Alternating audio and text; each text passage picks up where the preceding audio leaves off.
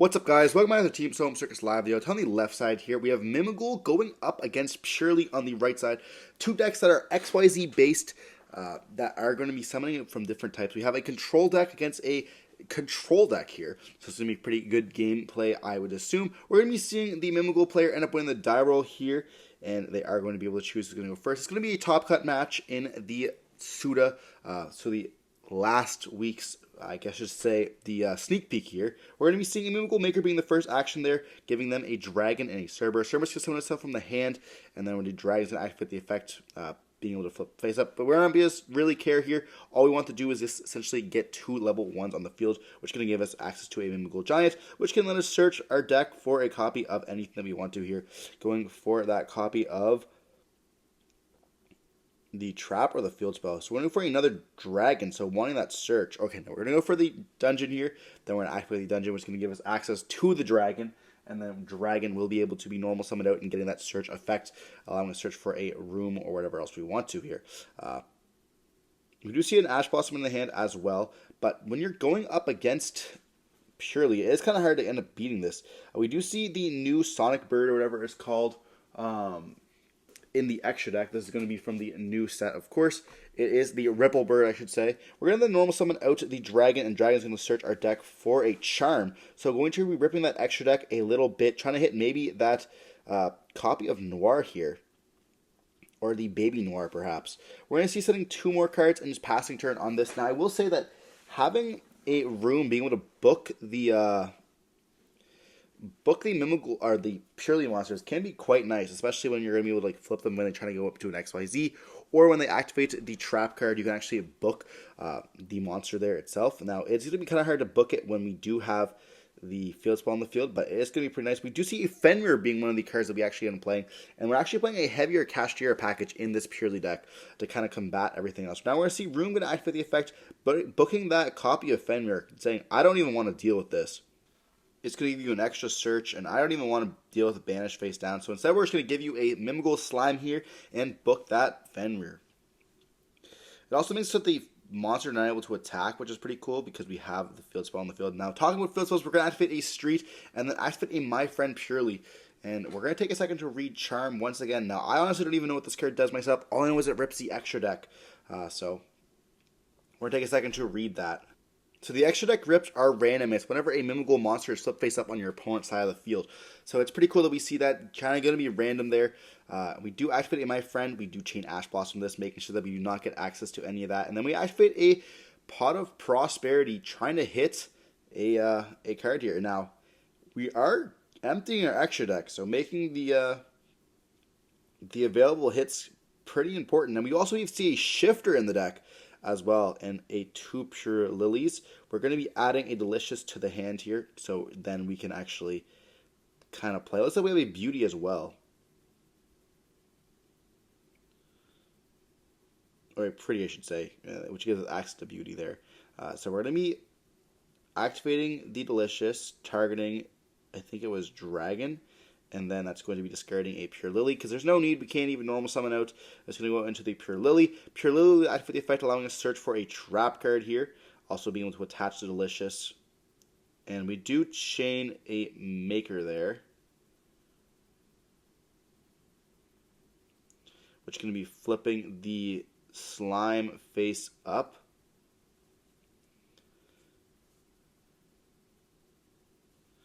And then Purrely is going to search. Okay.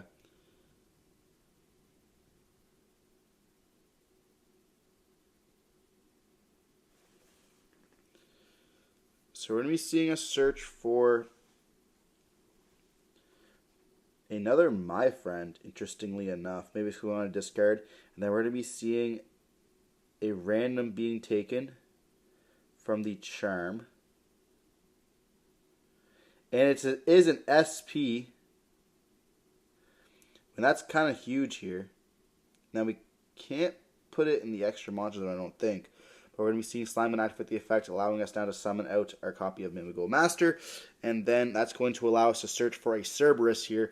And the fact that SP was summoned is actually huge. Now, not only because SP is a card that they can actually use, but SP, if it banishes itself, it won't be able to come back. So we're going to be seeing a complication kind of here of how it's going to work. And so they're explaining now how SP would work if they banish. They're going to go target the Purrely to go up into, or target Delicious to go up into a Plump now. And then we're going to be seeing Plump going to be able to attach the spell and the trap. And we do let that happen there. So Room's going to be attached to the Plump. And then we're going to activate a Beauty, chaining the Plump here. And then we're going to be targeting the whatever it's called, the giant Mimighoul, banishing it here, and summoning out a Purrely. Purrely will then be active the effect, allowing us to hit our deck, and we do chain a Call of the Grave on the Purrely itself, making so that it does not resolve. We're not even letting it potentially even have a chance to get a target there.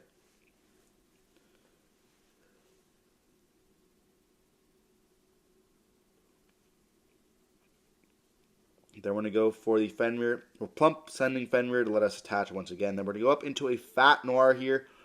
And activate the effect once again, making us send the Purrely to attach.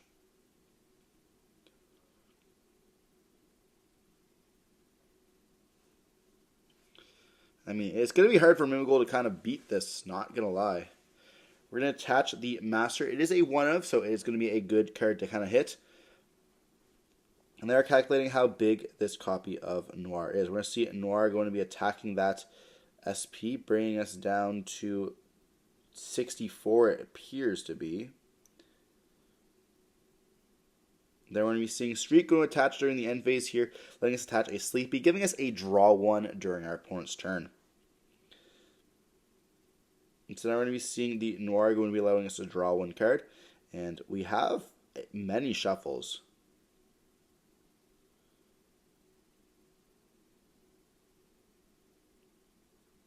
I'm not exactly sure how Mimighoul is going to kind of out this here. They are looking at their extra deck, seeing what they kind of can do. We did see a copy of the Nightingale. But Nightingale's not going to be able to deal with that Noir. It's crazy that the advantage looked like it was for Mimighoul. They were doing so well, being able to book the stuff and ashing in My Friend and everything else. But then we see just how easy a Noir is able to be made. And it's so hard to end up beating an unaffected Noir. We're going to see the giant Mimighoul being summoned here, overlaying 2 Mimighouls, which is now less effect to search. And we can search for a dungeon here if we wanted to, or just go for a Maker, which is going to give us access to 2 more Mimighoul monsters here. Without a normal summon, we're going to see Maker going to activate. Now we're going to be giving, hopefully, a dragon to the Purrely player here and giving us a Cerberus, or I should say the Archfiend, because we are going to see if Dragon is put on the opponent's side of the field, it's going to be able to destroy the Purrely here. So we're going to see summon out the Archfiend. Archfiend's going to then activate its effects, flipping face up the Dragon. And they did check for a second if you could see that the Noir could maybe shuffle back that face down monster. But we're going to be chaining the effect of Dragon, or activating Dragon, chain the effect of Noir. And they take a second to read this here. And it is going to be the opponent's activated effects that is on the word of Noir. But we're going to see Noir going to flip out. And they're going to take a second to read the room and stuff like that is underneath their Noir. I feel like you should have to just do everything. We're going to target the Giant. And then we're going to detach for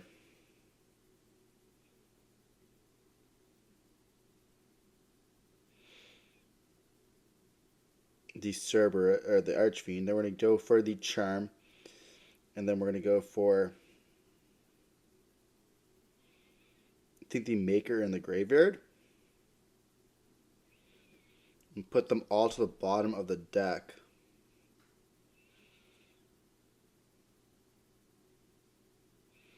And they're going to chain the room. Or no, they're going to let that all resolve. Okay. And then Dragon's going to be put back onto either side of the field. And then we get the normal summon out the Archfiend, and we do get to then summon down a Throne. Throne can activate the effect, allowing us to summon out the Master. Then Master can allow us to search, and we essentially just dealt with that Noir very easily here. I didn't even know that Mimighoul could do that, honestly. We're seeing the Fairy being searched for, and now we're going to be turning the tides once again into our position. We're going to see them go battle phase and attack with both these monsters. And we're then just going to slap down, it looks like a Downer and a Zeus. And then we activate the Zeus effect, getting rid of the field spell and the My Friend, leaving them just on a top deck and one more card, which I think that it is a random card here. So essentially just 2 top decks, setting a card, and then we're going to be giving a fairy to our opponents on the field and passing turn on this. And we do see 2 spells in the hand, and one of them is going to be a Pretty. We're going to be seeing them gain 1,000, discarding a Theosis. Lots of dead draws in the deck as well.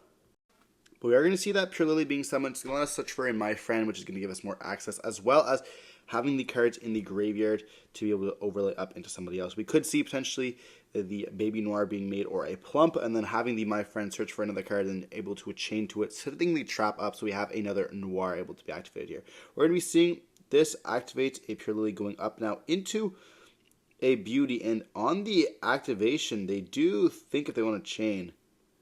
So we might actually have something that are going to flip down that Purrely, make it so that they just do not get the attachment at all. It's going to be quite difficult for them to kind of go for this. Now we're going to go for a Cerberus, or Archfiend. I keep saying Cerberus here. Archfiend, but flipping down that Purrely, make it so that we do not have any of the effects. Now we're going to be seeing the Archfiend activate the effect, making the fairy flip face up, which is going to make them, I think, discard a card. Essentially just discarding their My Friend, and then the game is going to essentially just be over here. So we see Mimighoul end up taking it there after a back and forth. Like, we did truly see the Purrely deck end up making a huge monster, but just having the ability to out it with the Dragon is honestly so crazy. I actually love Dragon. Mimighoul Dragon is one of the best design cards we have seen in a long time, and people do not realize how great that design is. You know, a lot of the Mimighoul arch theme itself is actually very well designed. You know, it's not the most powerful, but in the right hands, as well as, you know, obviously with the best draws, it can do quite a bit. You know, even just the way that it operates, a lot of these decks are able to like protect these kind of boards with like, oh, they can't be destroyed by your opponent's card effects. But the keyword there is opponent's card effects, not our card effects. When you give the Mimighoul monster to your opponent, you're activating it, just like the downsides of if you impulse a Mimighoul player, or I guess you say in your case the up scales. If you end up impulsing a Mimighoul player, they're essentially going to be losing that game because you're the one who's getting locked into Earth effects. Therefore, you can't activate any of the Earth monsters, which are going to be the Mimighoul stuff. It happens the same way for us. You know, that you're making your opponent activate the card effect, which then turns on talents, turns on thrusts, but also makes it so that you can actually board wipe them, like we saw with that copy of Noir here. Just very cool design altogether, and I like how we have cards that finally do that, I should say. We don't see that very often in different kind of games. Now, diving into game 2, we are going to be seeing Purrely going to be choosing to go first here, and we see a My Friend in the hand alongside a Unicorn. We're going to see a Theosis going to be activated, or Pressure Planet going to be activated here, searching for a copy of the Unicorn, and then we're going to summon up the Unicorn, and we see how we don't even reveal the Unicorn in the hand. We actually just immediately place that one to be searched onto the field. We're then going to be seeing a Fenrir going to be summoned off that birth that we end up searching. We're going to then normal summon with the Fenrir, activate the Fenrir effect, searching for another Fenrir, and then we're going to go My Friend activate, paying 500 and revealing 3. We're going to be seeing a Beauty, a Pretty, I should say. I always say the card that it gets us into. So we're going to go for a triple Pretty, and then we're obviously going to add one to the hand because, you know, we already have it. And then we're going to activate the Pretty effect, making both players gain 1,000, bringing us to 85 and our opponent to 9,000. And we can discard, we have 2 of them in the hand, being a Fenrir and a Unicorn. So we're going to be discarding a copy of the Fenrir, leaving that Unicorn unknown in the hand, and that's going to summon up the Purrely. Purrely will activate the effect, allowing us to search the deck for any of the continuous being, searching for a Ymir, which is going to allow us to get us into something bigger. We're then going to be linking away for an SP, and then we're going to be seeing the Fenrir being brought back out with the birth, and then we're going to try to go Purrely, and they do ghost over this, and I feel like we have to just, okay. We're going to be seeing a set 1 and pass. Hopefully SP Fenrir will be able to take it there. I feel like we have to chain the SP to this, but it looks like we don't.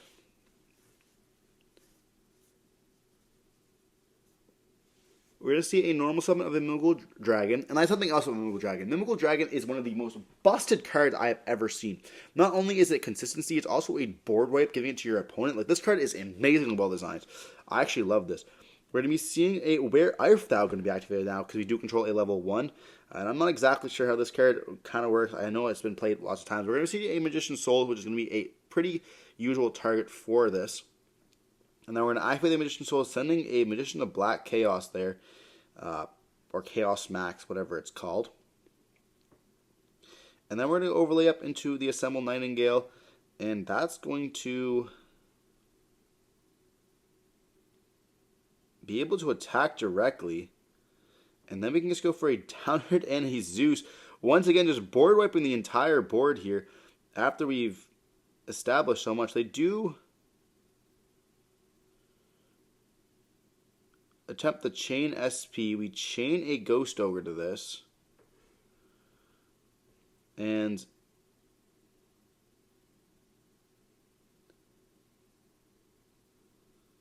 we see the entire board being wiped.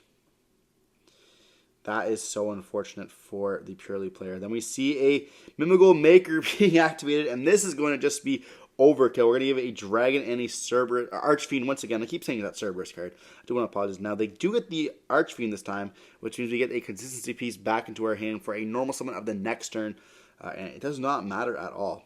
We're going to be seeing the effect being activated, giving ourselves the Dragon. We set one card, and we pass turn right on this. So we are going to be tribute summoning over into a Unicorn, saying, I don't even want these cards. You can keep your stuff. Thanks for the free material. But we have both Fenris in the graveyard, so they won't even activate the effect of Unicorn searching for the Theosis, because we most likely don't have another target in the deck. We're going to be seeing a My Friend, and they still have to deal with the Zeus here, so we're going to be seeing a Zeus getting rid, and they do hit a copy of the Drytron card. We just pass turn on that. We're going to go Battle Phase, attack for 3,000 with that Zeus, I believe. Or we opt to Bestial first. So we're going to Bestial a copy of the Purrely. And then we can go Battle Phase and attack for 55.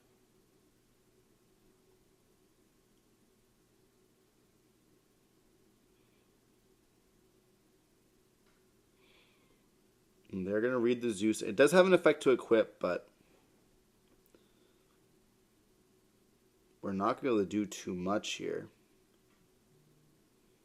They take a second to read the cards in the graveyard that do stuff.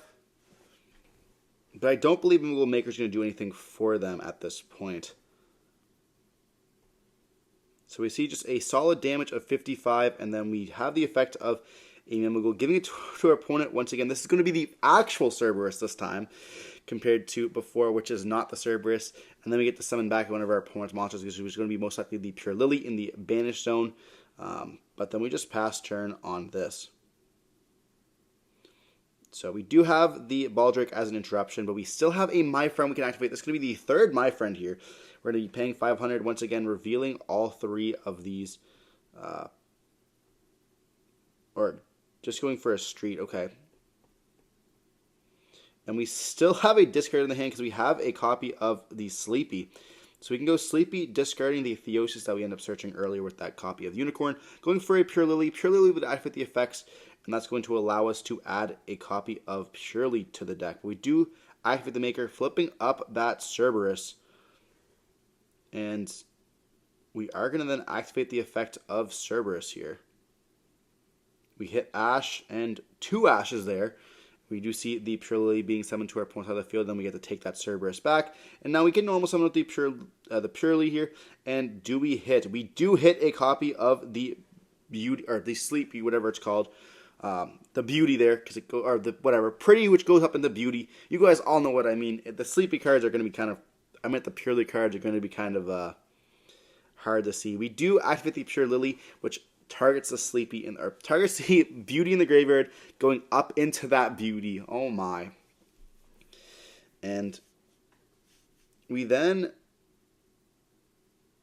get to see the effect activate, allowing us to send the Purrely to the graveyard to attach that Baldrake. And we do then once again activate the effect of Beauty, gaining 1,000 each, and then attaching it with the Beauty. And we activate the effect, sending the Street to attach once again the other monster there, being the Cerberus. And then we can slap down a Fat Noir this time. We're going to go effect, attack, and then just pass turn on this. So we do see Noir having being made here, having more than 5 materials, being unaffected. But will we have a way to kind of beat this? It looks like Slime's in the hand. We're going to go attack, and then they are going to be putting back that Noir to the top, or putting back the